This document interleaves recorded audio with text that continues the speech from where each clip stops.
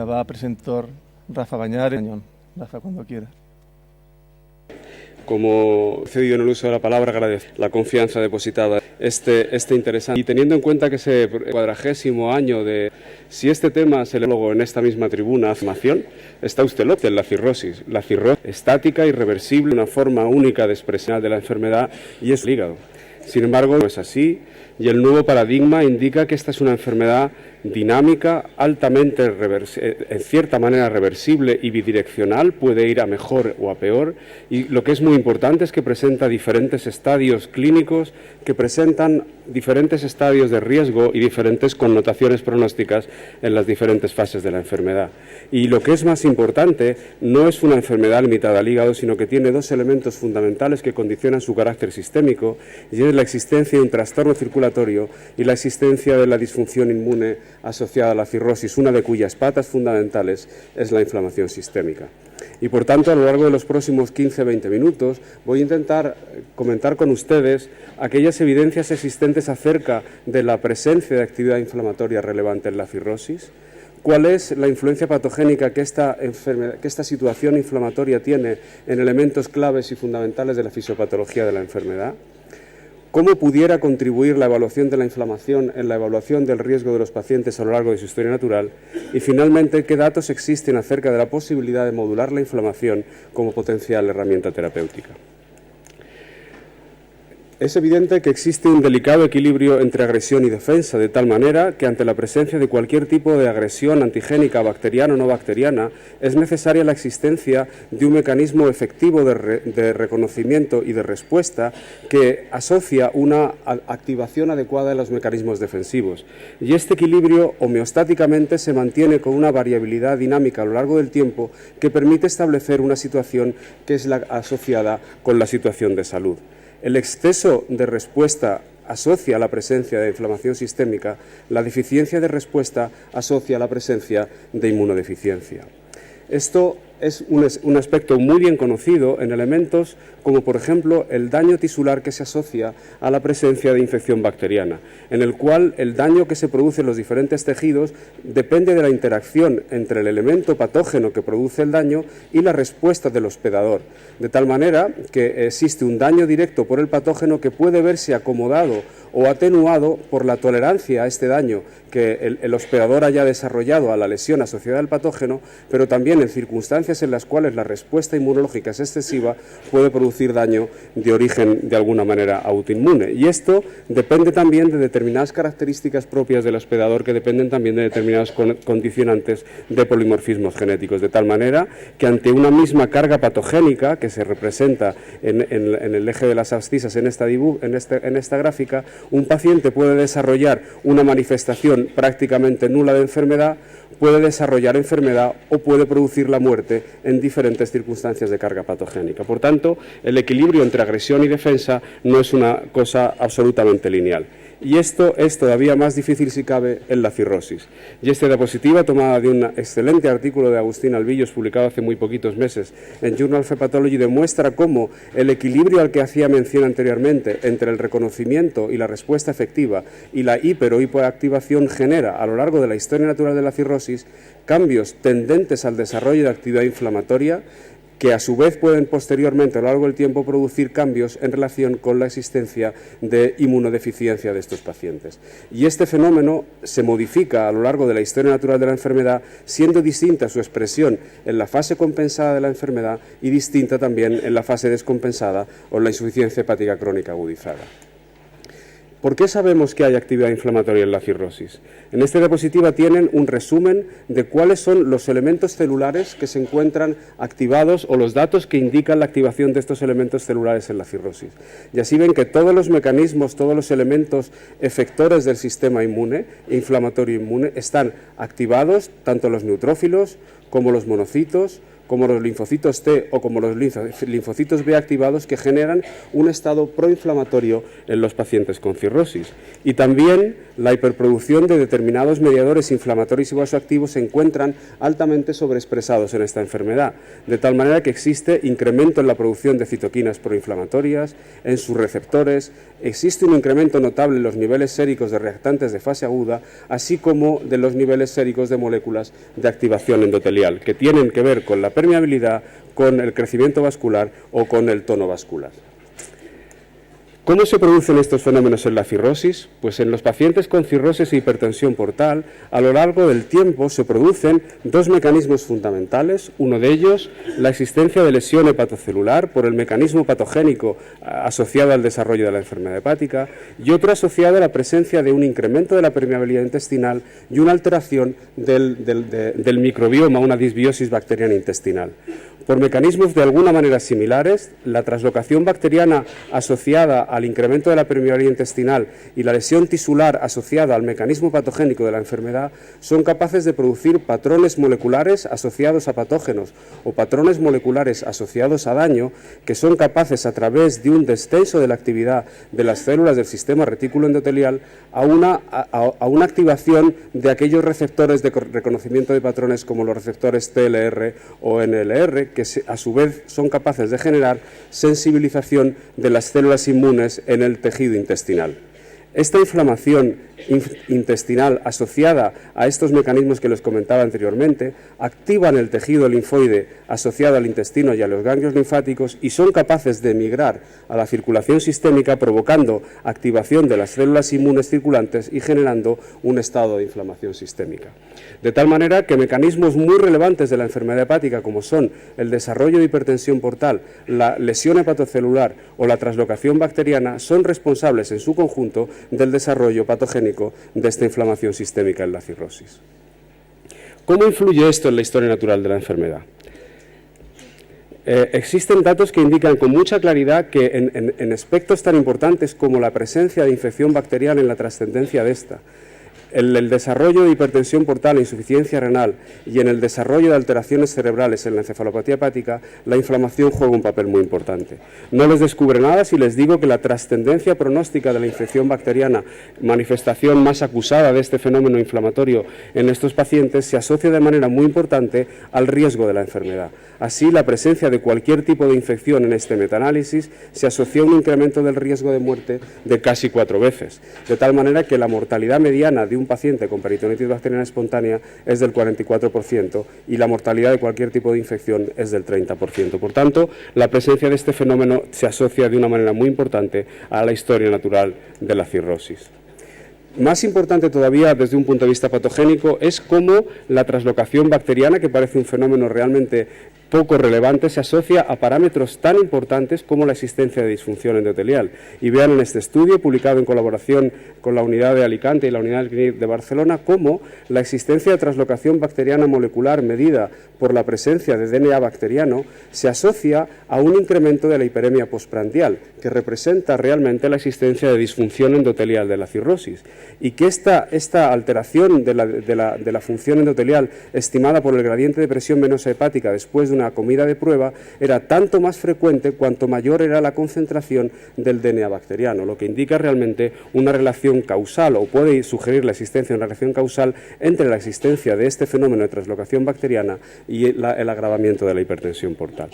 De tal manera que el parámetro o la secuencia lineal en la que conocíamos clásicamente el desarrollo de hipertensión portal, incremento de la resistencia intrahepática al flujo portal e incremento de la presión portal, se ve condicionada, entre otros factores, por los fenómenos asociados a la inflamación secundaria a la translocación bacteriana intestinal, de tal manera que tanto la disfunción endotelial intrahepática como el incremento de la producción de óxido nítrico asociado a esta translocación bacteriana intestinal es capaz de afectar de manera sumamente relevante a la fisiopatología de la hipertensión portal, produciendo un incremento de la resistencia intrahepática y por tanto un incremento de la presión portal, pero también una modificación de la circulación esplácnica con un incremento del flujo venoso portal y el incremento adicional del grado de hipertensión portal. Y finalmente, y esto es un hecho bien conocido por todos, este fenómeno de vasodilatación esplácnica es responsable en gran medida de la existencia del estado circulatorio hiperdinámico, la insuficiencia renal funcional y el síndrome hepatorrenal la cirrosis. Pero esto no solamente queda en la circulación esplácnica, sino que también la actividad inflamatoria es capaz de dañar al cerebro por mecanismos que tienen que ver con lo que les comentaba anteriormente de la hiperactivación de determinados marcadores de activación inflamatoria, en este caso citoquinas proinflamatorias procedentes del daño hepático o de la existencia de alteraciones de la permeabilidad intestinal. Como digo, estas alteraciones de estado proinflamatorio, bien directamente a través de mecanismos aferentes al cerebro, vehiculizados a través del nervio vago, o bien a través de una vía humoral directa por alteraciones de la permeabilidad de la barrera hematoencefálica, es capaz de producir una alteración directa del propio cerebro, pero también a través de este mecanismo humoral, la activación de elementos celulares del propio cerebro, como el endotelio y la microglía, que llevan a la producción de mediadores inflamatorios del cerebro, condicionando la existencia de alteraciones de la conducta, alteraciones metabólicas y, en definitiva, alteraciones relacionadas con la encefalopatía hepática. No es de extrañar, de alguna manera en este sentido, que algunas alternativas clásicamente utilizadas en el tratamiento de la encefalopatía tengan una potencial explicación de su efecto a través de este mecanismo, puesto que tanto la lactulosa como los probióticos como la rifaximina pueden mediar este ciclo de desarrollo de actividad inflamatoria, y medidas, digamos, más modernas o más recientes, como la realización de soporte hepático artificial o la realización de hipotermia, pueden actuar también sobre esta cascada patogénica asociada a la inflamación. Por tanto, no parece existir duda acerca de que la actividad inflamatoria es capaz de dañar al cerebro en pacientes con cirrosis. Y así en esta diapositiva les pretendo resumir de alguna manera lo que acabo de comentarles hasta ahora, de tal manera que los mecanismos a los que hacíamos mención son capaces de generar un estado de inflamación sistémica que extiende el estado inflamatorio a otros órganos, contribuyendo a su descompensación y al desarrollo de ascitis, síndrome patronal, encefalopatía, disfunción adrenal y empeoramiento del grado de hipertensión portal. Y que este mecanismo probablemente tenga mecanismos de círculo vicioso que condicionen una progresión a lo largo del tiempo. Sin embargo, hay otro elemento muy importante y es una enfermedad, un concepto que está realmente de moda en este momento, que es la insuficiencia hepática aguda agudizada, la insuficiencia hepática crónica agudizada. ¿Es esta una enfermedad distinta? Veamos si esto es así desde el punto de vista del desarrollo de la actividad inflamatoria. Vean ese reciente estudio en el cual se ha querido comparar cuáles son las situaciones, dos elementos muy importantes, el grado de inflamación sistémica y las alteraciones hemodinámicas, esplácnicas y sistémicas que ocurren en pacientes con insuficiencia hepática crónica agudizada. Vean cómo este último grupo de pacientes con acute on chronic liver failure asocia de manera muy clara un marcado incremento y significativo de una amplia constelación de marcadores inflamatorios, leucocitos, proteína C reactiva, marcadores de SIRS, etcétera, que se asocian desde un punto de vista hemodinámico al agravamiento de las características del síndrome de hipertensión portal de estos pacientes. Y como ven en este complejo gráfico tridimensional, los pacientes con insuficiencia hepática crónica agudizada, que se representan como un triangulito en esta diapositiva, tienen un incremento superior del gradiente de presión venosa hepática, tienen un marcado descenso del flujo sanguíneo hepático y se asocia a un incremento de la actividad vasomotora con un incremento de la concentración de norepinefrina, indicando, por lo tanto, que no es inocente la presencia de estos marcadores de activación inflamatoria, sino que tiene un impacto relevante sobre la circulación intrahepática en estos enfermos, muy superior a lo que se ve en pacientes con cirrosis estable o en cirrosis agudamente descompensada sin criterios de acute on chronic liver failure. Y esto también se nota en elementos como simplemente el recuento leucocitario. Pueden ver cómo el recuento leucocitario en pacientes con insuficiencia hepática crónica agudizada se asocia a un incremento marcado del riesgo de muerte. Y como ven, en enfermos tanto con o sin descompensación previa de la enfermedad, la existencia de marcada leucocitosis se asocia de forma muy relevante a un empeoramiento del pronóstico. Pero es más, existen datos en la literatura de un paper del malogrado Juan Córdoba recientemente publicado que indica que la encefalopatía hepática de la cirrosis descompensada no es igual a la encefalopatía hepática del paciente con insuficiencia hepática crónica agudizada. Y así como pueden ver en esta segunda entidad, Los pacientes con encefalopatía asociada a la misma presentaban una edad más joven que los pacientes con encefalopatía aislada, presentaban más frecuentemente infección bacteriana, presentaban respuesta inflamatoria muy exagerada, fracaso de órganos y muy mal pronóstico. Por tanto, parece que la existencia de esta actividad inflamatoria asociada a la descompensación aguda de la enfermedad hepática agrava y modifica el comportamiento de la encefalopatía hepática. Y no es de extrañar, por tanto, que el impacto de tener encefalopatía hepática en estos pacientes sobre la mortalidad sea muy superior al impacto que produce tener encefalopatía en pacientes sin insuficiencia hepática crónica agudizada. Por tanto, parece que el mecanismo de reacción inflamatoria que les he descrito anteriormente para la cirrosis se agrava en su intensidad y en sus consecuencias en pacientes con insuficiencia hepática crónica agudizada, de tal manera que esta reacción inflamatoria excesiva genera de manera mucho más rápida y sin el posible mecanismo de desarrollo de tolerancia orgánica graves consecuencias en forma de disfunción celular de los diferentes parénquimas, hipoperfusión quizá de estos órganos y el desarrollo de fracaso de órganos, que es uno de los mecanismos relevantes y distintivos de la insuficiencia hepática crónica agudizada. La tercera parte de mi charla va encaminada a ver si este fenómeno inflamatorio que les acabo de describir puede ser utilizado en la evaluación pronóstica de los pacientes y puede permitir estratificar mejor el riesgo de complicaciones de estos enfermos. Vean este estudio publicado hace un par de años en Critical Care, en el cual lo que se ve es cuál es la evolución de un parámetro de actividad inflamatoria por excelencia, como es la proteína C reactiva, en pacientes con insuficiencia hepática crónica agudizada que sobrevivieron o no sobrevivieron al episodio. Y como pueden ver, la PCR en estos pacientes que sobrevivieron demostró secuencialmente un marcado descenso de su actividad, de sus valores, cosa que no ocurrió en los pacientes que no sobrevivieron, que presentaron un significativo incremento a lo largo de los días, de tal manera que la evaluación secuencial de la actividad inflamatoria puede ser una manera de seguir el riesgo de estos pacientes. En un paso más allá y en estudios muy recientes publicados a partir de la cohorte del estudio Canonic, se ha intentado determinar si la adición de parámetros inflamatorios a los scores pronósticos era capaz de mejorar la capacidad pronóstica de los mismos.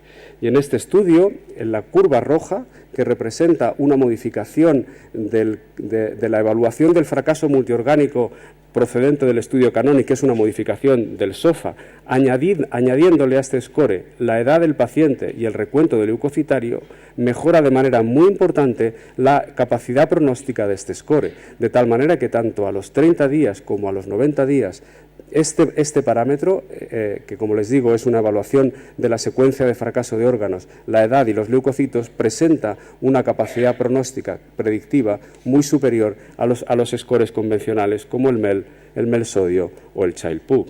Pero este efecto, esta capacidad pronóstica, también se extiende a la evaluación de pacientes que presentan descompensación de la cirrosis, que ingresan en el hospital, pero no presentan criterios de insuficiencia hepática crónica agudizada. De tal manera que este score, diseñado específicamente también a partir de esta cohorte, que incorpora la edad, el recuento leucocitario, la creatinina, el INR y el sodio sérico, se asocia a la supervivencia y es capaz de predecir mucho mejor que el MEL sodio o el Child-Pugh la mortalidad a los 90 días de los pacientes que ingresan en el hospital sin acute on chronic liver failure.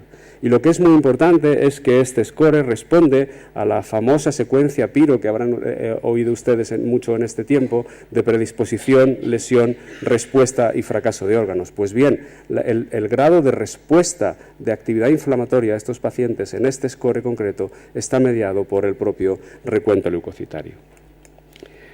¿Cómo podemos modular la actividad inflamatoria como potencial herramienta terapéutica? No voy a extenderme mucho en este tema por la premura de tiempo, pero sí les diré que conceptualmente este aspecto se ha explorado ya hace tiempo, de tal manera que este estudio publicado hace 12 años, en el cual se intervino en pacientes con hepatitis aguda alcohólica mediante un antiinflamatorio muy potente como es el infliximab, fue capaz de inducir de manera muy relevante modificaciones en la circulación esplácnica y sistémica de pacientes con hepatitis aguda alcohólica, de tal manera que este estudio abre de alguna manera la posibilidad de que modulación de la actividad inflamatoria tenga repercusiones relevantes en parámetros clínicos importantes.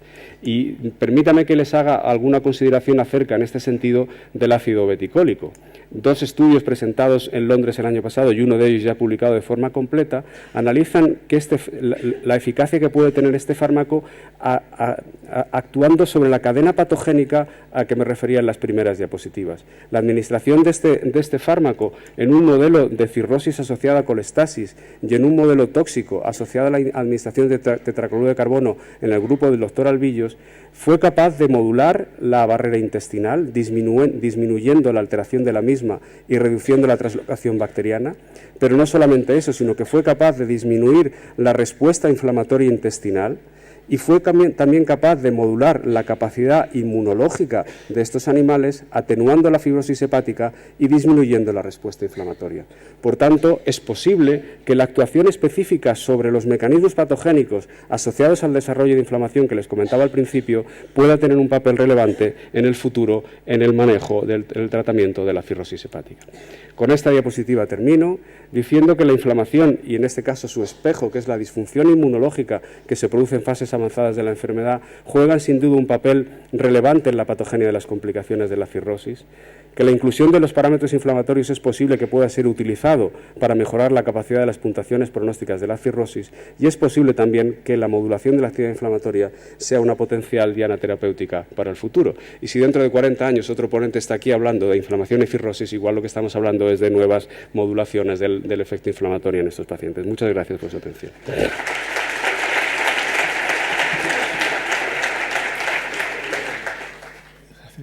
Pasamos a la siguiente presentación, es prevención primaria y secundaria de la encefalopatía hepática, por la doctora Macarena Simón Talero, del Hospital Vall d'Hebron de Barcelona.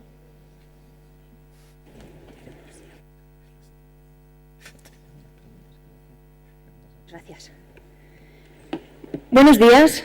Primero de todo, quería agradecer a los organizadores el haber contado conmigo para participar en este curso de posgrado. El tema que voy a presentar es prevención primaria y secundaria de la encefalopatía hepática. ¿Por qué es importante prevenir? Porque la encefalopatía implica un deterioro en la calidad de vida de los pacientes y de sus familiares. Se asocia a una alta mortalidad y además es cara. Los pacientes consultan frecuentemente a urgencias y a menudo tienen que ingresar. En esta diapositiva quiero reflejar que la fisiopatología de la encefalopatía hepática es compleja. En ella participan múltiples órganos y el amoníaco desempeña un papel fundamental. La mayoría de tratamientos disponibles actualmente tienen como diana la reducción del amoníaco a nivel intestinal. Este es el guión de la charla que voy a presentar. ¿Qué estrategias tenemos para prevenir? En primer lugar, identificar los pacientes en riesgo, pacientes con deterioro de la función hepática o expuestos a factores precipitantes o con encefalopatía hepática mínima.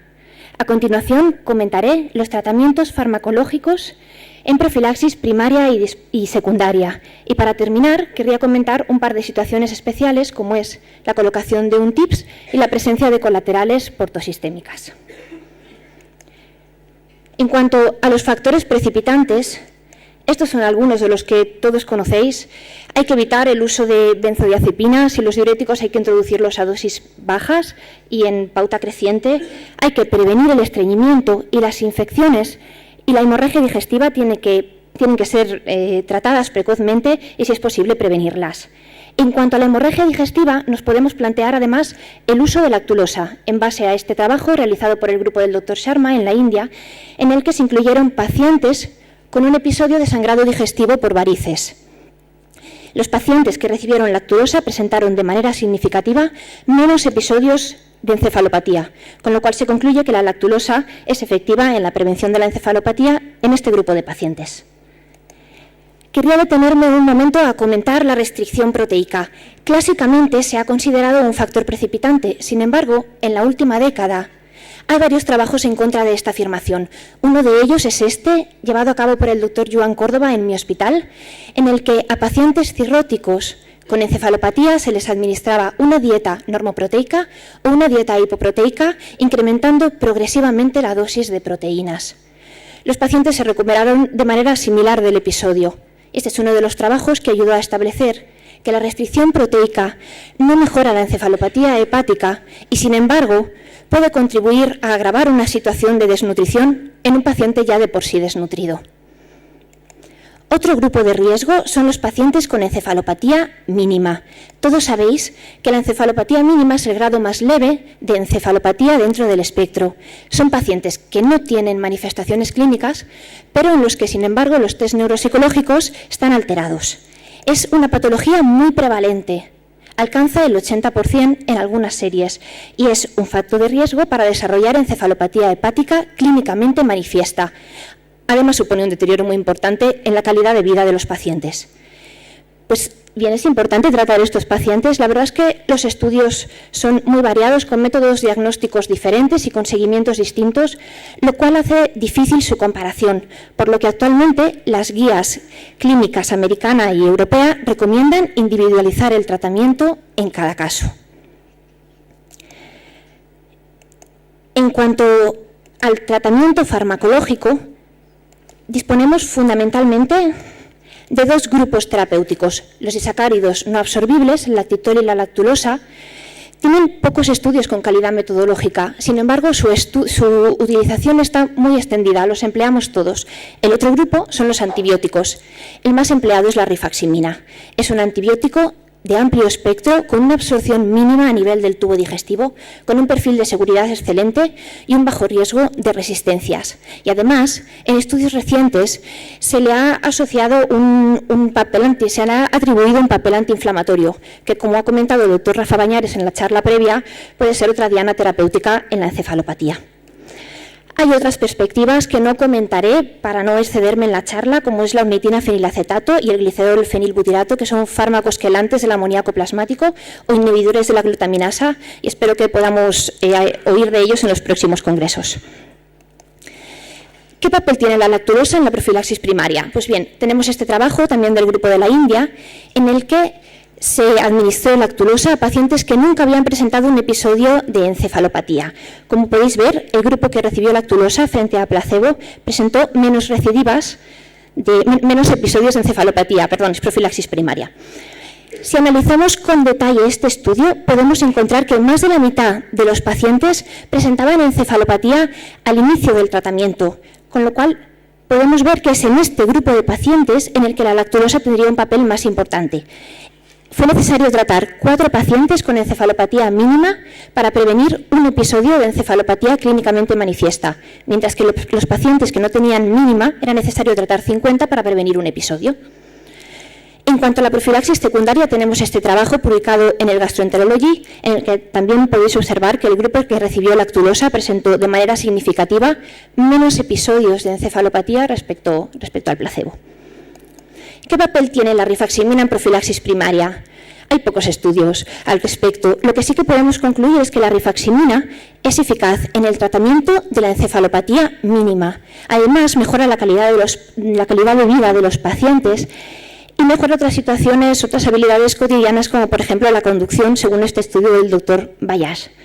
Donde sí que ha demostrado la rifaximina su papel, sin lugar a dudas, es en la profilaxis secundaria. En este trabajo, que todos conoceréis, los pacientes que ya habían presentado episodios de encefalopatía y que por tanto la mayoría ya recibía lactulosa fueron aleatorizados a rifaximina o placebo. El grupo que recibió rifaximina presentó de manera significativa menos episodios, siendo el número necesario a tratar de 4 pacientes para prevenir un episodio de encefalopatía. Además, la rifaximina demostró que disminuía el número de ingresos hospitalarios, siendo necesario tratar 9 pacientes para prevenir un ingreso. La rifaximina es un antibiótico. ¿Podemos mantenerlo así de manera indefinida para prevenir nuevos episodios? Pues parece ser que sí. Tenemos este estudio en el que se continuó la serie previa añadiendo nuevos pacientes y en el que la mediana de seguimiento fue de 24 meses. La rifaximina demostró un perfil de seguridad excelente, con pocos eventos adversos, confirmándose además los resultados del estudio previo, menos episodios de encefalopatía y menos ingresos hospitalarios. Así pues, en cuanto a la profilaxis, ¿qué hay que hacer? ¿Mantenerla de manera indefinida?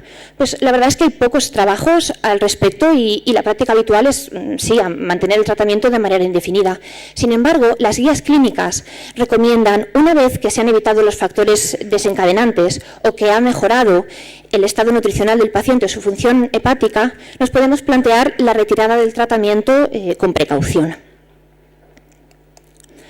En cuanto a la última parte de mi charla, quería comentar dos situaciones especiales. Una es la colocación del TIPS. Ya sabéis todos que el TIPS predispone al desarrollo de encefalopatía. Ocurre hasta en un 50% de los casos y en un 10% de los mismos la encefalopatía es persistente. Esto ocurre sobre todo los 3 primeros meses tras la colocación del TIPS. Así pues, si es una situación de riesgo tan frecuente, ¿habría que realizar profilaxis primaria? Pues para responder a esta pregunta tenemos este trabajo del equipo del Dr. Rillo, en el que los pacientes fueron aleatorizados a recibir lactitol, rifaximina o placebo, sin evidenciarse diferencias entre los grupos. Lo que sí que se descubrió es que los pacientes con encefalopatía previa, con encefalopatía mínima o con menor gradiente portal presentaban más riesgo de desarrollar encefalopatía. Así pues, la colocación de un TIPS no está indicada a la profilaxis primaria.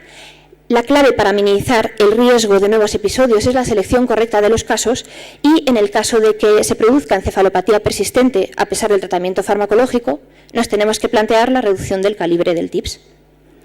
En cuanto a las colaterales portosistémicas, y ya estoy terminando, hay que sospechar su presencia en casos de encefalopatía persistente o recurrente porque suponen una diana terapéutica. Se puede realizar una embolización de las mismas. La experiencia hasta hace un par de años era de casos aislados o de series pequeñas. Por este motivo nos planteamos reunir la experiencia de varios centros europeos, entre los que participaron también el Hospital Clínic de Barcelona y el Hospital de Sant Pau. Reunimos 37 pacientes. Aquí podéis ver los resultados. La verdad es que la eficacia de la embolización fue muy importante, consiguiendo reducir de manera significativa el porcentaje de pacientes que presentaban encefalopatía. Y además, como eran pacientes muy bien elegidos, no obtuvimos un incremento de varices esofágicas ni de descompensaciones ascíticas. De los parámetros valorados, la función hepática fue el que se relacionó con un mejor pronóstico, con lo cual podemos concluir que la embolización es un procedimiento seguro y eficaz en pacientes bien escogidos con buena función hepática. Así que, ya para acabar, aquí tienen las conclusiones con el nivel de evidencia. La prevención de la encefalopatía mejora la calidad de vida de los pacientes y reduce costes. La estrategia principal supone identificar los pacientes en riesgo y evitar exposición a factores precipitantes. Identificar pacientes con encefalopatía mínima e individualizar la decisión de instaurar tratamiento es otra medida a considerar. En la prevención secundaria está indicado el tratamiento farmacológico. Como primer escalón tenemos la lactulosa, pero si esto no es suficiente, la rifaximina ha demostrado que reduce el número de episodios de encefalopatía y los ingresos hospitalarios. Por su perfil de seguridad, que es excelente, se puede mantener de manera prolongada, pero una vez que el paciente está estable hay que considerar la retirada del tratamiento. Además, en la colocación de un TIPS no está indicada la profilaxis primaria y la clave es la selección de los casos. Y las colaterales portosistémicas es importante sospecharlas en encefalopatía recurrente o persistente porque suponen una diana terapéutica y la embolización es un procedimiento seguro y eficaz en pacientes bien seleccionados. Muchas gracias por su atención. Buenos días. Muchas gracias al doctor Prieto, que está aquí, al doctor Rodríguez, por invitarme a estar aquí hoy.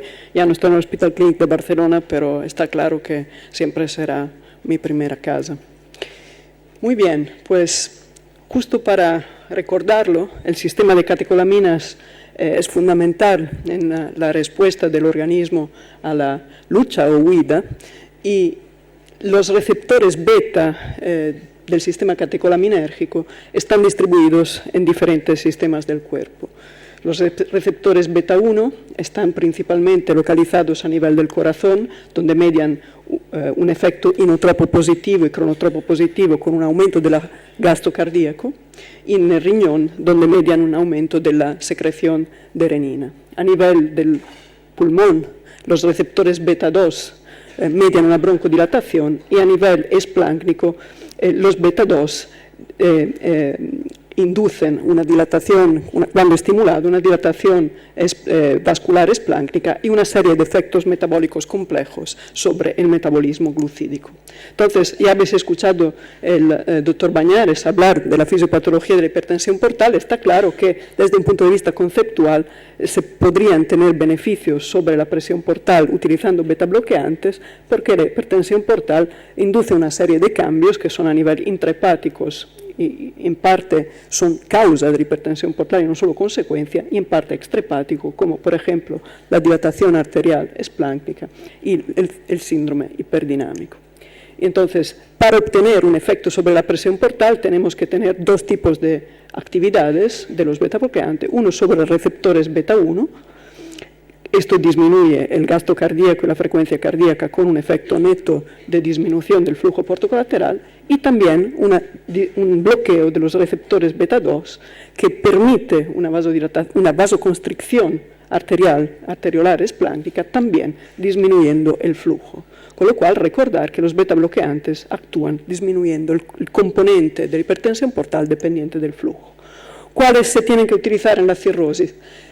Podemos utilizar la primera generación, que son bloqueantes no selectivos beta-1 y beta-2 sin vasodilatación, como propranolol, nadolol y timolol, aunque no se usa el timolol.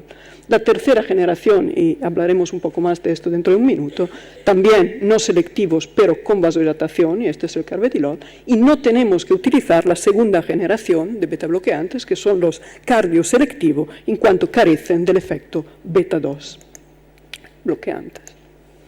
Pues hace mucho tiempo ya que se conoce que los beta-bloqueantes no selectivos, el propranolol fue el primero que se estudió, son capaces de disminuir el riesgo de resangrado gastrointestinal por varices en pacientes con cirrosis, y tenemos ya muchísimos datos que confirman estas primeras observaciones.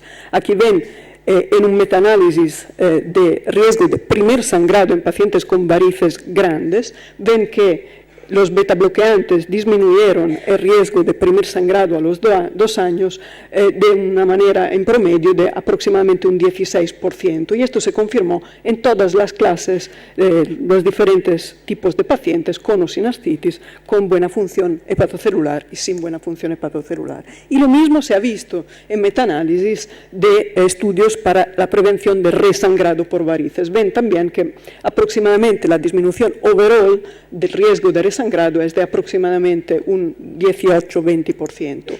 Y lo que es muy importante recordar es que esta disminución de riesgo depende de la eficacia sobre la disminución de la presión portal. Y cuando con estudios hemodinámicos vamos a ver el porcentaje de cambio del gradiente inducido por el tratamiento con beta-bloqueantes, vemos que los pacientes que son buenos respondedores hemodinámicos, o sea que disminuyen el gradiente al menos un 20% con respecto al valor basal, o por debajo de 12 milímetros de mercurio, realmente aquí es donde el riesgo disminuye de una manera muy, muy consistente y donde tenemos el máximo beneficio. Lo que es interesante ver es que no solo, gracias al tratamiento de beta-bloqueantes, no solo disminuimos el riesgo de primer sangrado o de resangrado, sino también de otras complicaciones de la hipertensión portal, por ejemplo, la ascitis.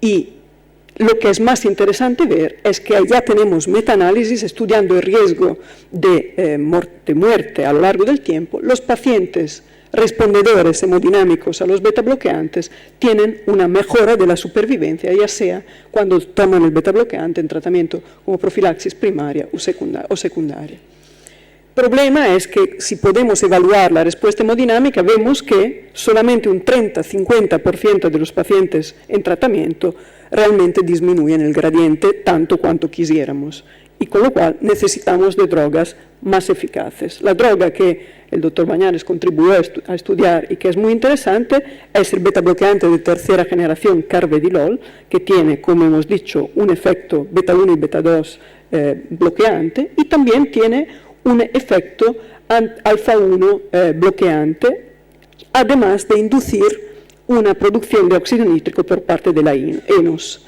Esto induce una disminución de la resistencia vascular intrahepática, que es el otro componente del aumento de la presión portal.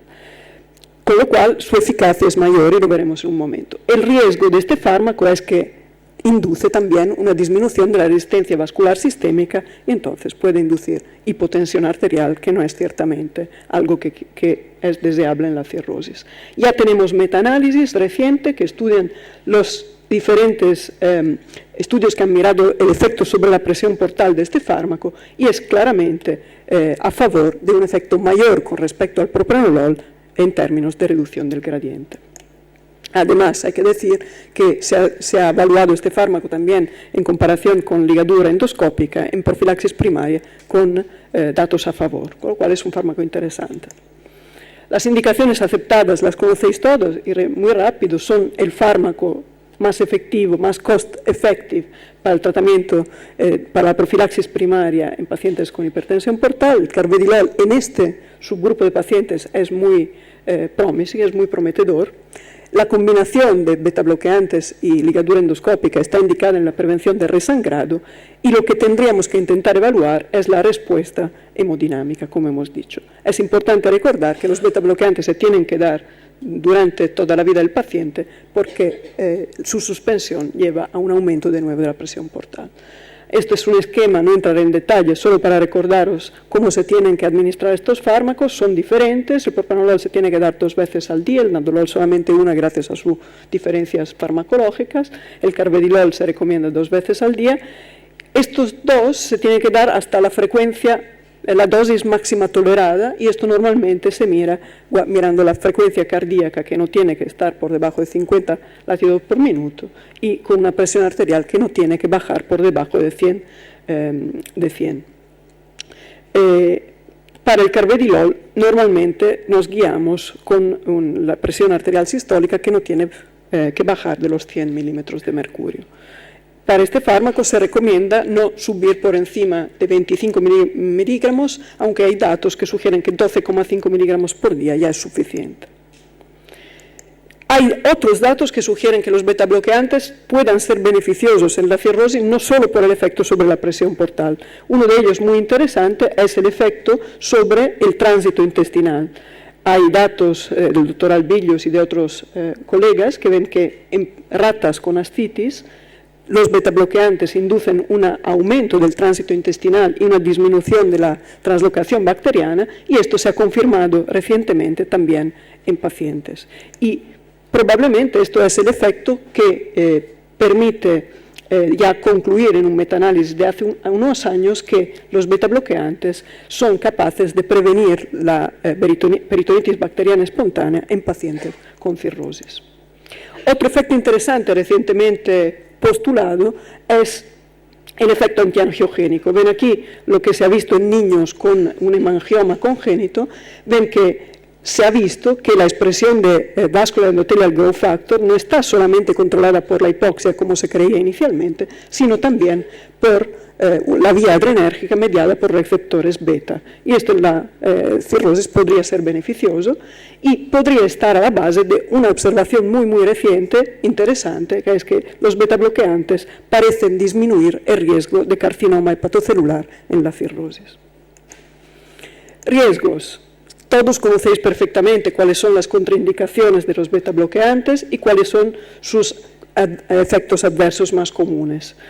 Solamente para recordarlo, el aumento del peso, el empeoramiento del metabolismo glucídico del diabetes y el sedentarismo, el cansancio, realmente son problemas en este tipo de población, dan problemas, el paciente se queja, pero se pueden manejar farmacológicamente y como veréis en la presentación de un grupo multicéntrico que haremos mañana, el estudio Sport Diet, se puede intentar aconsejar a estos pacientes moverse más y hacer dieta, y esto reduce este problema. Lo que está más discutido en este momento es el posible efecto adverso de los betabloqueantes en pacientes con ascitis refractaria.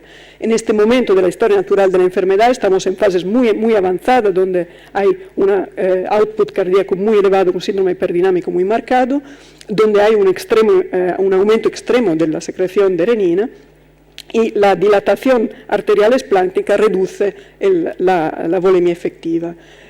Con lo cual, el mantenimiento de la presión arterial depende en gran parte sobre la activación del sistema neuromoral y del aumento cardíaco, del gasto cardíaco, con lo cual bloquearlo, se ha postulado, pueda ser negativo. realmente tenemos no muchos datos sobre este punto. Estos dos son los estudios que se citan más en este digamos, aspecto, como estudios a favor de que los beta-bloqueantes sean negativos en esta fase de la enfermedad. Ven aquí que ambos son estudios retrospectivos. Los beta-bloqueantes en esta población francesa disminuyeron la supervivencia con respecto a la ausencia de beta-bloqueantes, pero realmente estas dos poblaciones eran muy diferentes. Aquí había pacientes con varices grandes, aquí no, y aquí hubo mucha mortalidad por carcinoma hepatocelular. Y este es un estudio retrospectivo en pacientes con peritonitis bacteriana espontánea que sugiere que se inestabilizaran más estos pacientes, tuvieran más síndrome hepatorenal y más hospitalización. Hubo otro estudio del mismo grupo francés, del grupo del profesor Lebrec, que sostiene que también los betabloqueantes, con un estudio crossover prospectivo, puedan inducir disfunción circulatoria postparacentesis. Realmente todo es solamente a nivel bioquímico y no clínico, no hubo ninguna insuficiencia renal clínica en estos pacientes y es un poco dudoso porque usaron dosis realmente muy altas de betabloqueantes. Hay otros estudios más recientes que ven exactamente el contrario. Por ejemplo, este estudio recientemente publicado, retrospectivo, pero en un número grande de pacientes, ve que los betabloqueantes en pacientes que estaban a la espera del trasplante no disminuían la supervivencia, más bien la mejoraban y permitían llegar al trasplante. Y en pacientes en el subgrupo con ascitis refractaria, la diferencia era aún más a favor de los pacientes tratados con betabloqueantes. Y hay este otro pequeño estudio que acaba de publicarse, que también sostiene que no haya diferencias o una pequeña diferencia a favor de los betabloqueantes en pacientes con ascitis refractaria, con lo cual no sabemos muy bien todavía si creer o no a un dato o a otro. Realmente el doctor Albillos, junto con otros autores, han propuesto una hipótesis que se llama hipótesis de la ventana, por la cual en fases, digamos, menos avanzadas de la hipertensión portal y la cirrosis, cuando ya hay varices, activación del sistema adrenérgico, pero todavía hay una reserva cardíaca compensatoria intacta y normal presión arterial, pues aquí la ventana para dar betabloqueantes sería totalmente abierta y los betabloqueantes tendrían un impacto positivo sobre la historia de la enfermedad y sobre su supervivencia. En cambio, cuando ya estamos en una fase de ascitis refractaria en que hemos visto los cambios sistémicos cuáles son, pues aquí la ventana se cerraría y los betabloqueantes tendrían un impacto negativo. El doctor Ranion ha ido un poco más allá, escribiendo un artículo en el cual no solo confirmaba que, en su opinión, esta ventana realmente se cierra en pacientes con ascitis refractaria, sino que en esta fase de la enfermedad, según su opinión, habría que terminar, o sea, estopar, ya no dar los betabloqueantes, no dejar de darlos. Realmente yo creo que estamos en una fase en que necesitamos todavía estudios controlados, prospectivos, que nos puedan decir si es beneficioso o no dejar de dar betabloqueantes en esta población en pacientes que ya lo están tomando. Entonces, para resumir, los betabloqueantes son realmente una parte muy importante del tratamiento de la hipertensión portal, el único fármaco que está muy probado que tiene efectos positivos sobre la presión portal. Son eficaces en prevenir el sangrado por varices y asímptosis primaria y secundaria, y su efecto protector es proporcional a la reducción de la presión portal medida por HVPG. Los respondedores tienen una disminución no solo del riesgo de sangrado, sino también de otras complicaciones de la hipertensión portal y, lo que es más importante, tienen un aumento de la supervivencia. El carvedilol en pacientes bien compensados por la profilaxis primaria es prometedor y en algunos países ya se usa habitualmente. Y otros efectos de los betabloqueantes, por ejemplo, sobre permeabilidad intestinal, tránsito intestinal y angiogénesis, pueden probablemente explicar parte de los efectos beneficiosos que hemos observado. También hay algunos cons, algunas notas de prudencia. Los betabloqueantes probablemente se tienen que utilizar con un poco de caución en pacientes con ascitis refractaria, en particular en pacientes inestables como los con peritonitis bacteriana, aunque necesitamos estudios de mejor calidad para llegar a tener una evidencia clara y sólida. Y yo creo que en este momento la decisión de seguir con betabloqueantes o de dejar de dar betabloqueantes se tiene que tomar caso por caso en este tipo de paciente. También remarcar que las líneas guía sobre la insuficiencia renal en la cirrosis que acaban de publicarse no hacen mención para nada de cómo tenemos que manejar este problema en pacientes con acute kidney injury. Y muchas gracias por la atención.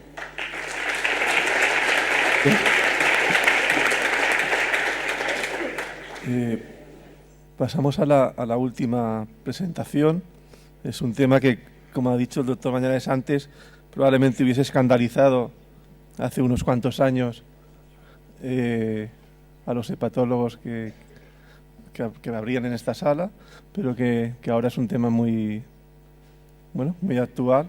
Se llama regresión de la cirrosis hepática y lo va a presentar el doctor Miguel Ángel Simón del Hospital Clínico Universitario de Zaragoza. Miguel Ángel.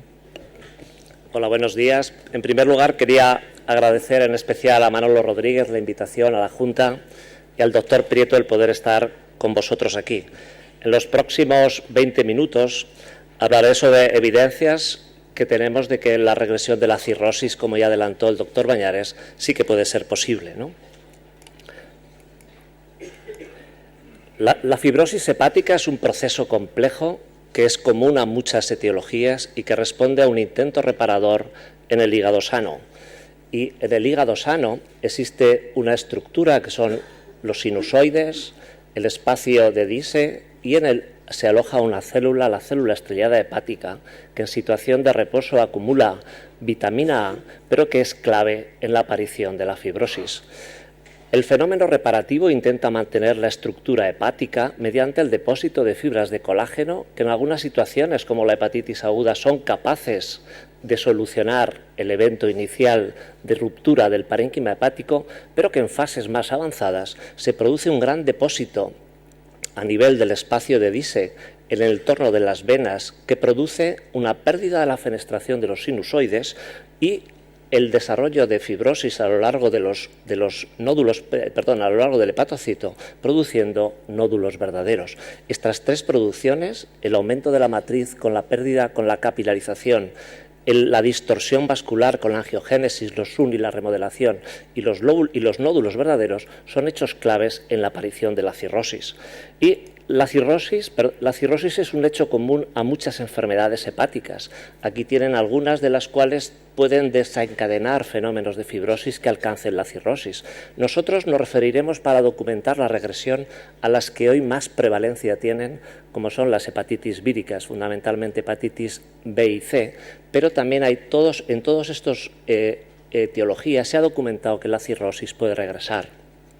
En más o menos tiempo y debido a muchas incidencias, algunas genéticas y otras externas como el consumo de alcohol o el sobrepeso, los pacientes van desarrollando independientemente de la causa mayor depósito de tejido colágeno que llega a fases de cirrosis precoz, a fases de cirrosis avanzada, pudiendo desarrollar la necesidad de un trasplante hepático o de un carcinoma hepatocelular.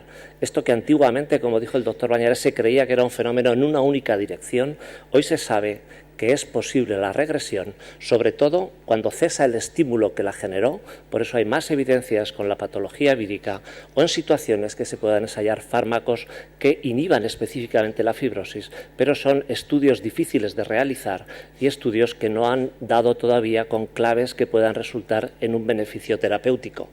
Hablar de regresión y reversión, aparte de la semántica, no es baladí, sino que regresar es muy posible que lo hagan muchas enfermedades.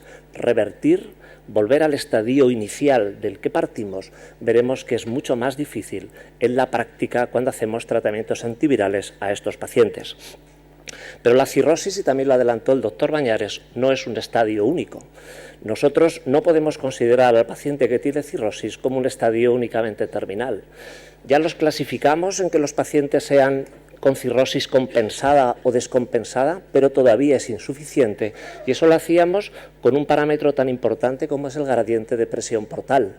Pero si analizamos distintos estadios en función de la mortalidad que acontece en estos pacientes, observamos que hay una gran diferencia entre los pacientes que nunca han desarrollado varices a los pacientes que han desarrollado varices y más de una complicación, donde la mortalidad supera el 60% al año. Es decir, que igual que clínicamente existe una variación de estadios, histológicamente también lo podemos hacer. Los sistemas en los cuales clasificamos a la histología hepática actualmente decimos SF4, pero no cuantificamos si tiene mucha o poca fibrosis, ¿no? Hoy se está volviendo a una evaluación mediante los criterios histológicos de cuantificar cuánta fibrosis tengo. Y aunque no es ahora entrar en cómo lo podemos hacer, sí que podemos ver que en los estadios más incipientes hay unas bandas de fibrosis pequeñas, van aumentando y fragmentando el parénquima hasta que se forman unas grandes bandas de fibrosis.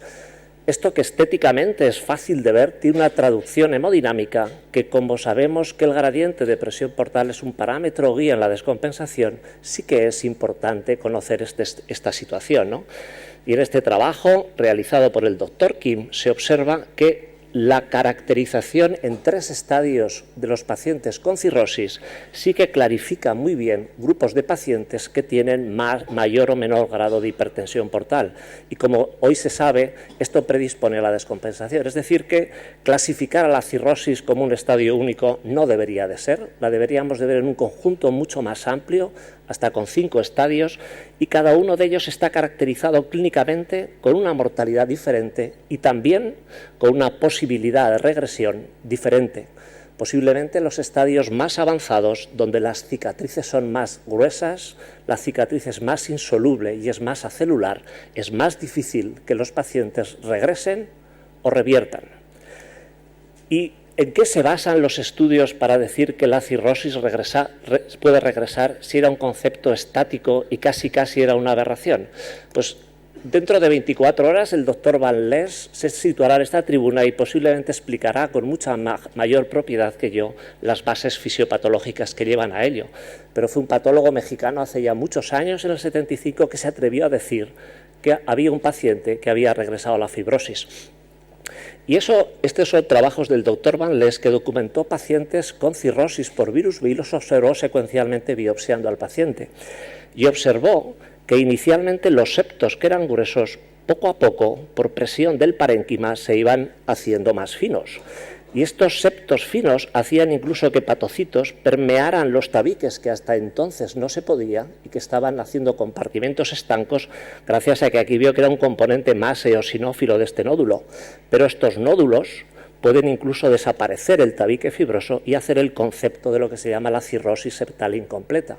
Y si lo analizamos todo más en conjunto, veremos que a lo mejor es una expresión de una evolución natural de las personas que tienen cirrosis. Y observamos cómo una vez que se han formado los nódulos, hay fenómenos que tienden a disminuir el grosor de los tabiques y que, en dependencia del momento en el que hagamos la biopsia hepática, cuando hay mucho fenómeno fibrótico o cuando hay mucho menos fenómeno fibrótico, podemos ver grandes bandas de fibrosis o fibrosis con menor intensidad. Es decir, que el patólogo, la información que dé sobre cómo es el septo, nos puede hacer una idea de cómo el paciente si está regresando o progresando. ¿Qué pacientes con cirrosis pueden regresar? Pues pueden regresar los que tienen septos finos, porque la degradación enzimática se sabe que es posible. Es decir, la edad de la evolución es muy importante. El segundo factor es la regeneración de los hepatocitos, y la regeneración de los hepatocitos tiene mucho que ver con que la causa que la originó cese. Si cesa la causa, si yo trato con corticoides en la hepatitis autoinmune, con fármacos antivirales, soy capaz de poder mejorar al paciente. Y aquí influye la edad del paciente. Y finalmente está el fenómeno vascular. El fenómeno vascular es clave en que los pacientes puedan regresar o no. Los pacientes que tienen una arquitectura vascular conservada es más fácil que regresen que aquellos que tienen trombosis. Y si volvemos a la primera imagen, es más fácil que este paciente regrese que no que lo haga este. Este paciente que está en un estadio 4C es mucho más complicado que el paciente tenga regresión. ¿Cómo valoramos la fibrosis nosotros en la práctica? Pues la la valoramos fundamentalmente por la biopsia hepática. Tenemos otras herramientas, marcadores séricos no bien normalizados, algunos grupos, como el doctor Poinar lo utiliza mucho. Tenemos la elastografía, está diseñada para diagnosticar la enfermedad y quizá ver la progresión, menos para valorar la regresión, y tenemos parámetros más invasivos, como es el gradiente. Pero utilizamos dos índices que les damos un valor cuantitativo cuando no son variables cuantitativas. La medición, la graduación por la clasificación de ISA quizá pueda tener alguna mejor definición que la que tiene Metavir, pero Metavir considera únicamente fibrosis 4 independientemente de la cantidad. Posiblemente la biopsia hepática no es tan fidedigna como lo que pensamos. Y si tenemos un paciente que tiene macronódulos o micronódulos, según donde nosotros hagamos la biopsia, el patólogo seguro que encontrará diferencias en interpretarla, ¿no? Por lo cual, si yo quiero valorar la regresión, posiblemente tengo que cuantificar. Y para cuantificar, que no son técnicas muy complejas, se necesita la biopsia hepática, una técnica del rojo Sirius y un programa informático que lo haga. Y es importante cuantificar, además de poder medir cuánta tengo en un momento, pues diversos estudios realizados en Palermo y en Londres demuestran que los pacientes con enfermedad hepática avanzada y cirrosis, cuando se gradúa su concentración proporcional de área de colágeno en la biopsia hepática, se observa que a un determinado valor es capaz de predecir la presencia de hipertensión portal clínicamente significativa, pero lo que es más importante, es capaz de discernir a los pacientes que van a tener descompensación hepática, es decir, que la cantidad de colágeno, la estadificación que podemos hacer en la fibrosis nos puede predecir la complicación que estos pacientes pueden tener. ¿Y el FibroScan es bueno? Medir con el FibroScan la regresión de la fibrosis no se ha evaluado de una forma muy detenida. Este es un estudio pequeño que analizaba morfométricamente a pacientes con cirrosis que habían presentado respuesta viral sostenida y analizaba la cantidad de fibrosis, la evaluación metabólica y añadía el FibroScan. Si se tomaba como dintel de cirrosis 12 kilopascales, fijaros que la sensibilidad era del 61%. Quiere decir que había un tercio de los pacientes que tenían cirrosis histológica y que el FibroScan daba un valor inferior a 12, es decir, no era capaz de definir. ¿Por qué no era capaz de definir? Porque posiblemente estos pacientes tienen una actividad inflamatoria menor y a lo mejor los valores son diferentes, porque la cantidad de fibrosis en la regresión haya que medirla de otra manera. No sabemos todavía cómo poderlo interpretar. ¿Y cuándo debo valorar la regresión de la fibrosis? ¿Seguido de que alcanza la respuesta viral sostenida o espero años? Porque si años cuesta hacer la fibrosis, años cuesta regresarlo. Eso tampoco está evaluado, pero en los estudios que se hacen de registro se observó que conforme pasa el tiempo después de alcanzar la respuesta viral sostenida, observen cómo la fibrosis, valorada en este caso por FibroScan, va siendo menor. Y en torno a los 3 años posiblemente es una buena medida, tanto para valorar la fibrosis como la inflamación. Y este trabajo reciente del doctor Poinar, que está hecho con FibroTest y FibroScan para analizar la regresión de la fibrosis hepática, observa que a partir del 5º año es cuando se establecen más diferencias en cuanto a la regresión de la fibrosis. Es decir, que posiblemente entre 3 y 5 años sea el tiempo necesario para que estos pacientes los evaluemos para ver si la fibrosis ha mejorado. ¿Y qué evidencias tenemos? Las evidencias histológicas no están hechas para buscar efectivamente la regresión, sino que se hacían en el contexto de ensayos clínicos o estudios de otro tipo, e incluyen pacientes muy sesgados. Todos son pacientes con cirrosis compensada, pero los datos son muy elocuentes. Los datos demuestran que cuando los pacientes alcanzan una respuesta viral sostenida con cualquiera de los fármacos, en este caso con interferón, que es un fármaco débil, observen cómo cuando se alcanza la respuesta viral sostenida, la fibrosis baja. Pero lo que es muy importante, cuando los pacientes no han tenido cirrosis, la probabilidad de progresión es nula, es decir, que es un paciente que casi o casi nunca deberíamos de vigilarlo. Y los pacientes que alcanzan cirrosis, fíjense cómo la mitad de ellos regresan, es decir, es un dato claro. Y si analizamos muchos más pacientes, el doctor Poinar analizó todos los estudios que se hicieron en el desarrollo del interferón pegilado 2B, lo que observó es que la fibrosis regresaba en todos los pacientes y en el 50% de los pacientes con cirrosis. Y los factores que él observó que se asociaban a una menor fibrosis tenían que ver con la carga del virus, la inflamación y con un dato que es modulable desde fuera. Los pacientes que tenían índices de masa corporal bajos tenían más regresión que aquellos que lo tenían alto. Y eso se observó también en el estudio más grande de biopsias que se ha realizado, que es el estudio de registro del tenofovir, donde se evaluó por biopsias pareadas casi 350 pacientes. En este estudio se observó, valorado por la clasificación de ISAC, que fibrosis avanzada basal tenía 38%. Después de 5 años de tratamiento, el número de pacientes que tenían fibrosis avanzada bajó al 12%.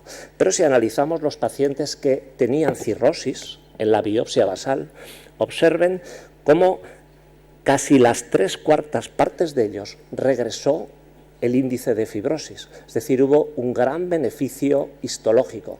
¿Y qué factores estuvieron ligados a que los pacientes tuvieran una mayor regresión de la fibrosis? Fíjense que de nuevo sale el índice de masa corporal y los factores metabólicos como la diabetes. Y si lo analizan en el análisis multivariado, tener un índice de masa corporal bajo frente a sobrepeso o más frente a pacientes obesos, la probabilidad de mejorar es muy diferente. Es decir, que además de curar, a los pacientes debemos de insistirles en que mantengan unos hábitos dietéticos que equilibren su peso. Se nos ha hablado que la hipertensión portal es un factor clave en la evolución de los pacientes que tienen cirrosis. En este estudio del grupo del doctor Bañares, evaluaron durante el tratamiento con interferón cómo se comportaba la presión portal valorada por el gradiente. Y observen que los pacientes que alcanzaban al final del tratamiento, no de respuesta viral sostenida, alcanzaban al final del tratamiento un RNA negativo, la probabilidad de que bajara la presión portal fue alta y también ocurrió cuando las transaminasas fueran normales. Si lo analizamos de forma más específica, valorando antes y después de alcanzar la respuesta sostenida, también tenemos datos. Son pocos pacientes, 47, en 33 de ellos hubo una doble medición, al menos 6 meses después de haber tenido una respuesta viral sostenida, y lo que se observó es que los pacientes que alcanzaron respuesta viral sostenida tuvieron una disminución significativa del gradiente de presión portal, pero sobre todo que el descenso de más del 20% fue muy claramente significativo, es decir, que el tratamiento antiviral de la hepatitis C, en este caso, disminuye la presión portal. ¿Y qué ocurre con los pacientes cirróticos que no tienen varices y que logramos erradicarle el virus? Esto, para la respuesta, el doctor Sabino Bruno evaluó 218 pacientes Child-A sin varices en el momento de alcanzar la respuesta viral sostenida. Se sometieron al cribado que aconsejan las guías. Aunque en la evolución de los pacientes que tenían varices, los datos de aparición de nuevas varices más bajo que el estudio del doctor Grossman en el análisis de si timolol prevenía la aparición de varices, son pacientes diferentes y de población de riesgo menor a hacer hipertensión portal. Pero el dato más llamativo de su estudio fue que los pacientes que tuvieron respuesta viral sostenida, RNA negativo, 6 meses después de alcanzar la negatividad, nunca desarrollaron varices. Es decir, que si los pacientes logramos la curación sin hipertensión portal clínicamente significativa, no la van a desarrollar. Y el beneficio clínico es claro. Este es el estudio cooperativo de Conrado Fernández, que analizó hospitales españoles, en el cual analizaba pacientes con cirrosis que habían sido tratados con interferón, la mayoría de ellos con biopsia hepática, seguidos de una media de 35 meses. Observen cómo al 5.º año la probabilidad de no tener ningún evento fue altísima en los pacientes que alcanzaron respuesta viral sostenida.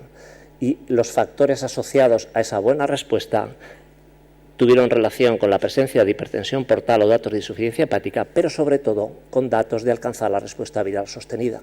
Y eso, en estudios más amplios, si lo pasamos a supervivencia comparada con la población general, que es el estudio que el doctor Van de Meer publicó en el JAMA y que ha publicado recientemente el análisis de la cohorte comparada con su edad y sexo macheada, se observa que si alcanzas una respuesta viral sostenida, la probabilidad de sobrevida es idéntica a la de tu grupo poblacional, y la diferencia con el que no alcanza la respuesta viral sostenida es altamente significativa. Es decir, que lograr la respuesta viral sostenida mejora la fibrosis histológicamente, mejora el riesgo de hipertensión portal, mejora el riesgo de complicaciones.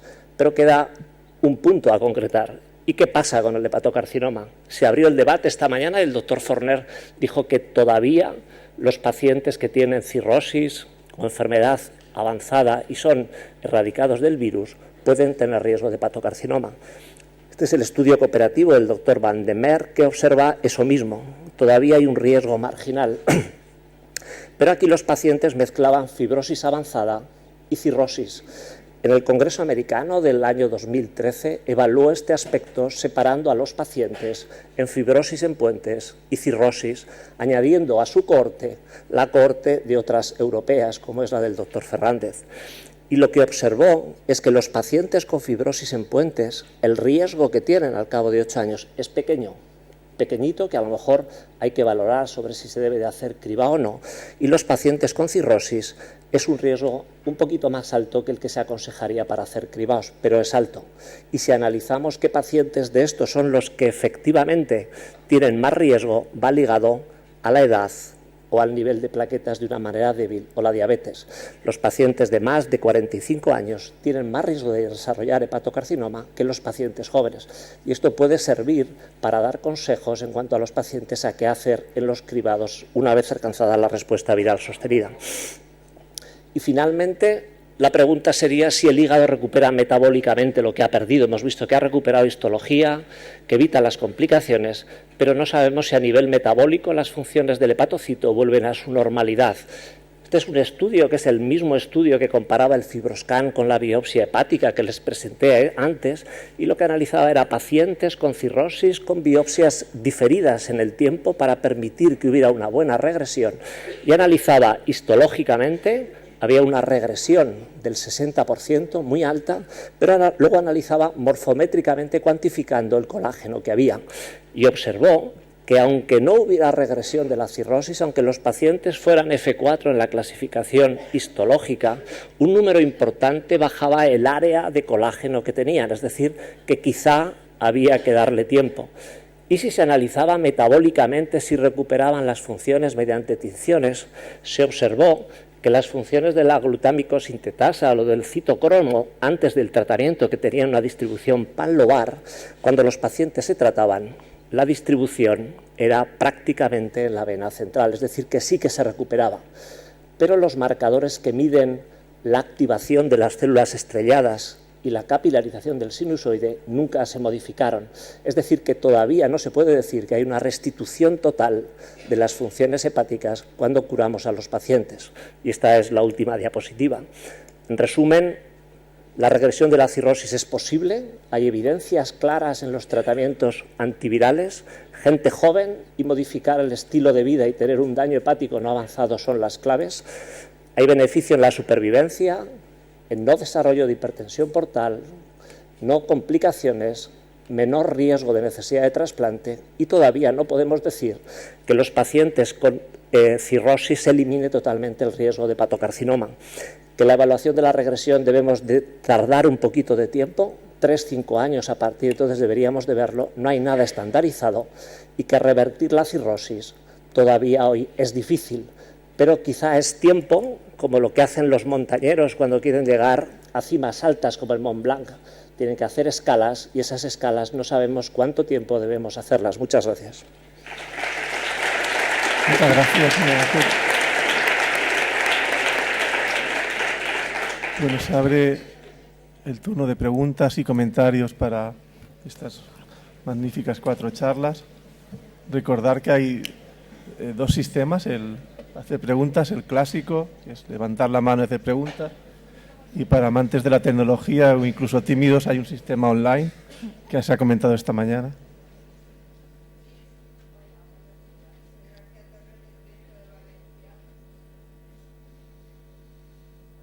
No.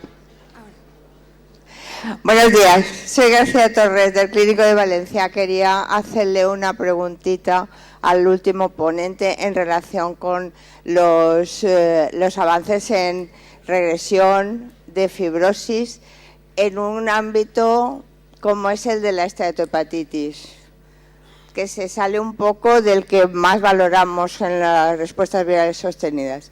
Esteatosis hepática versus NAS. ¿qué me puede aconsejar respecto a si hay o no regresión y cómo la puedo valorar? Gracias. Los datos en esteatohepatitis son, también hay datos que dicen que la regresión es posible, pero hay que modificar los factores dietéticos, los factores de peso, que a veces son más difíciles de cumplir que dar una pastilla y medir una cantidad de virus. Por eso la información que se ha obtenido de los tratamientos antivirales es más veraz o más reproducible.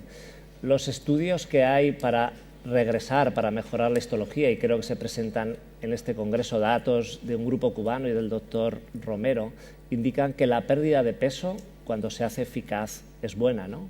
Y también la doctora Berzigotti presentó en el Americano que los pacientes que tienen hipertensión portal, el ejercicio físico moderado seguido por entrenadores mejora la presión portal. O sea, yo creo que en la esteatohepatitis, mientras no dispongamos de fármacos que sean capaces de eliminarlo, que eso se está en vías de desarrollo, hay que insistir en los factores dietéticos y el ejercicio como mecanismo para mejorarlos. Pero en todas las estrategias, en todas las etiologías se ha documentado la regresión. ¿Más preguntas? Doctor Carrión. Miguel Ángel, excelente presentación. Una pregunta. Durante años hemos estado diciendo que la evaluación no invasiva era suficiente para hacer los tratamientos de gran parte de estos pacientes. Sin embargo, como has presentado de forma excelente, parece difícil constatar una regresión con técnicas no invasivas de forma fina, y todos los estudios se basan en técnicas invasivas, ya sea biopsia o estudio hemodinámico. ¿Te atreverías a hacer alguna recomendación a modo general, especialmente en el grupo de pacientes que más necesitamos saber si regresan o no, que son los pacientes cirróticos, pero que pueden presentar complicaciones con estas técnicas invasivas? Yo creo que es muy difícil de hacer cualquier consejo en ese sentido, puesto que la información la debes de obtener de dos, comparando técnicas, ¿no? Comparando histología y comparando el fibroscan. A veces es muy duro pensar en un plano asistencial exclusivamente, que a un paciente proponer una biopsia hepática para documentar un hecho que quizá vaya a ocurrir, y que lo que nos ocurre es que no somos capaces de definir unos umbrales en los cuales poder decir cuándo está regresando. Yo creo que los umbrales que se han medido para el fibroscan están hechos para diagnóstico y progresión, y ahí hay que tenerlos, y que para regresión deberemos de utilizar otros indicadores, el hecho de las varices, estudios menos invasivos que nos permitan valorar si efectivamente hay regresión, ¿no? Pero yo no me atrevería o no aconsejaría a mis pacientes, o no les aconsejo hacer una biopsia hepática fuera de un contexto de investigación. ¿Una pregunta, algún comentario? Narisa, volviendo al tema de controvertido. Yeah. ¿Te has explicado alguno de los casos, alguna cosa de realmente, porque algunos artículos pues tenían pacientes más graves y tal, pero fuera de la evidencia científica, que como dices tú es dudosa, a nivel práctico, ¿tú crees que hay algún paciente en concreto, no sé, un paciente con peritonitis bacteriana que tenga sepsis o insuficiencia renal, no sé, algún tipo de paciente que tú creas que se deba retirar los beta-bloqueantes? Y en caso de que sí, ¿se deben retirar bruscamente? ¿Se deben retirar gradualmente? Esto es una pregunta difícil de contestar, porque creo que yo conozco personas en diferentes hospitales y cada uno más o menos sigue su propio criterio. Yo creo que desde un punto de vista de sentido común, visto que no tenemos datos y menos datos controlados sobre esto, probablemente sí que tiene un cierto sentido en el paciente inestable, séptico y con una presión arterial extremadamente baja y que necesita fármacos para sostener la tensión arterial. No tiene sentido probablemente mantener el beta bloqueante, también porque sabemos que en este tipo de paciente hay una cierta resistencia al efecto del beta bloqueante. Entonces, probablemente en estos pacientes, al menos durante el episodio agudo de la infección con compromisión hemodinámica, yo creo que sí que puede tener sentido suspenderlo. Pero esta es una opinión personal y no está apoyada de momento en evidencia sólida, y quisiera saber qué piensa el doctor Bañares. Con rebote, ¿no? Yo creo que tienes toda la razón en tu justificación, pero yo creo que esto no son decisiones de nunca o siempre. No, claro. Es decir, un paciente puede tener en un momento determinado circunstancias que aconsejen retirar el betabloqueante, pero no van a dejar de persistir aquellas que motivaron la indicación de recibirlo. Claro. Y por lo tanto ese es el balance que hay que hacer. El paciente no está con betabloqueantes por capricho.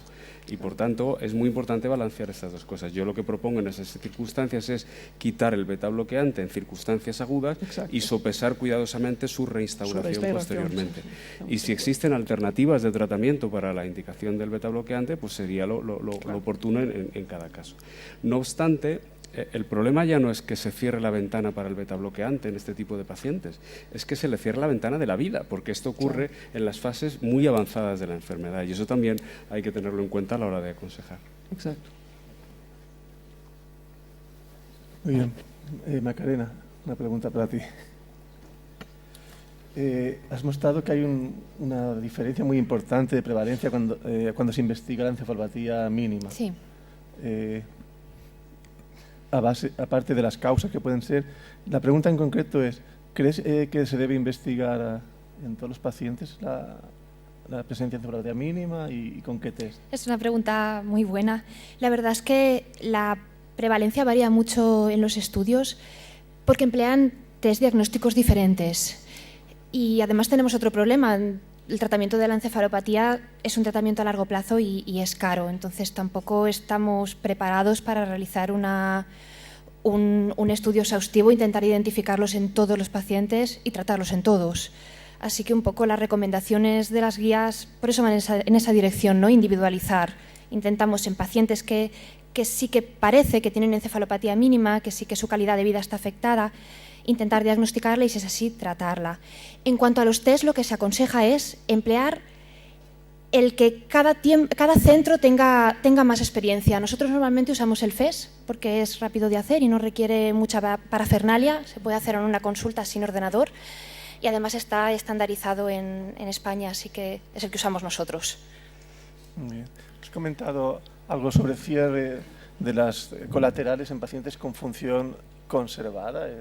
¿Algún CHA-ELA o algún MEL? El MEL se realizó una curva ROC y el punto que demostró mayor sensibilidad y especificidad fue de 11, en nuestra serie por lo menos. O sea, que hasta 11 sería seguro, sí, a partir de 11 podría ser... Sí, a ver, es una serie, hay que emplear también un poco el sentido común, pero es lo que vimos en nuestro estudio. Muy bien, gracias. ¿Alguna otra pregunta o comentario? ¿Puedo hacer yo una pregunta? Sí, por supuesto. Miguel Ángel, a ver, a mí una cosa que me preocupa especialmente es que cualquiera de la información que procede de la información... No se oye. Cuando se habla de... ¿Ahora se oye? Sí. De regresión de la cirrosis en pacientes con hepatitis C que tienen respuesta viral sostenida, se hacen pacientes extremadamente buenos candidatos para el tratamiento, obviamente, y no es el paciente con estadios avanzados de la enfermedad. ¿Tú crees que esto tiene que ser modulado en función de la gravedad de la enfermedad en el momento en el que se trata y sostenga la respuesta viral sostenida? Porque a mí me da la impresión de que no va a ser tan frecuente la regresión de la cirrosis. Yo creo que lo que planteas es correcto y lógico. Todos los estudios, ya lo dije, son compensados, ¿no? Porque el interferón se ponía en pacientes compensados, entonces no se obtiene información en descompensados. Hay un único estudio italiano del doctor Di Marco, creo, publicado hace tiempo, en descompensados que les daba interferón. Y en esos pacientes, incluso con poco tiempo de evolución, está publicado en Journal Hepatology, no recuerdo el año, sí que les mejora, ¿no? Pero yo creo que es un grupo difícil de que regrese, puesto que serán pacientes que en el estadio evolucional tendrán muchas bandas de fibrosis. Y ahí estarás buscando más que no se descompensen o que les mejore la supervivencia más que regrese, ¿no? Yo creo que en cada estadio habrá que buscar un punto, posiblemente en los estadios cuando son varices pequeñas o no las han hecho, podamos revertir. En los otros yo creo que tendremos que seguir vigilándoles. De hecho, si hay varices hay que seguir vigilándoles igual y bajaremos el nivel de complicaciones. Pero será un paciente que a lo mejor a medio plazo tiene un pronóstico bueno, pero no habrá que dejar en absoluto decirle usted se ha curado, olvídese. No, porque tendrá bandas de fibrosis gruesas, difícil de que vuelva atrás. El problema con lo que comentas, muchos de tus datos hablas de biopsia, hablas de septos, pero en realidad, en la práctica, cada vez hacemos menos biopsias. Y el diagnóstico de cirrosis lo establecemos con Firoscan, que como tú has mostrado encima, tampoco está establecido. Entonces, y sabemos además que el Firoscan, aparte de fibrosis, pues puede haber datos que pueden aumentarlo. Entonces, yo creo que, bueno, es un poco peligroso, ¿no? Sobre todo cuando tienes un paciente con cirrosis, diagnosticado con Firoscan, con el cutoff que tú hayas elegido, que tú ves que mejora y qué haces, quiero decir. Yo creo que la biopsia hepática posiblemente en el plano asistencial no sea aconsejable más que en situaciones que quieras ver la regresión o reversión. Yo creo que eso posiblemente con criterios clínicos puedas hacerlo igual, ¿no? Porque la biopsia en este grupo poblacional es agresiva, si la obtienes por transyugular posiblemente te valga para mediciones de colágeno, pero poco te pueda valer para histología porque se fragmente. Yo creo que la biopsia vamos a estar en la misma situación y buscaremos datos de regresión en datos clínicos, sobre todo en gente avanzada. Sobre todo en gente que tiene una cirrosis y claro, tú crees que ha bajado a otro riesgo. Sí, realmente, como decía el doctor Forner esta mañana, ahí puedes cambiar. Porque le vas a cambiar, le vas a modular a lo mejor el seguimiento que vayas a hacer, ¿no? Yo creo que habrá es otro escenario diferente al que no estábamos acostumbrados, ¿no? Y además con una prevalencia del virus C alto y unos fármacos tan seguros, tan eficaces, vamos a tener que volver a ponderar ese aspecto para ver qué es mejor. Pero lo que sí está claro es que si alcanzas respuesta viral sostenida y no tienes hipertensión portal, no debes de vigilarla, pero que si tienes alguna complicación en el momento del alcanzar la respuesta viral, debes de seguir exactamente el mismo control que seguirías si no lo hubieras alcanzado.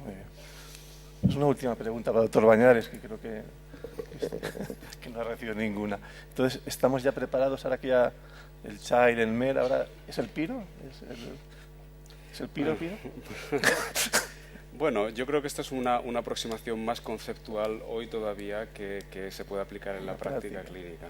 Pero sí que es verdad que en el contexto de la insuficiencia hepática crónica agudizada, los mecanismos o los elementos para la valoración de la gravedad probablemente tienen que ser un poquito más refinados que las escalas convencionales en este sentido, puesto que aparentemente parece que aporta una información pronóstica relevante. ¿Serían pacientes con cirrosis descompensada o fundamentalmente? En pacientes con acute on chronic, fundamentalmente.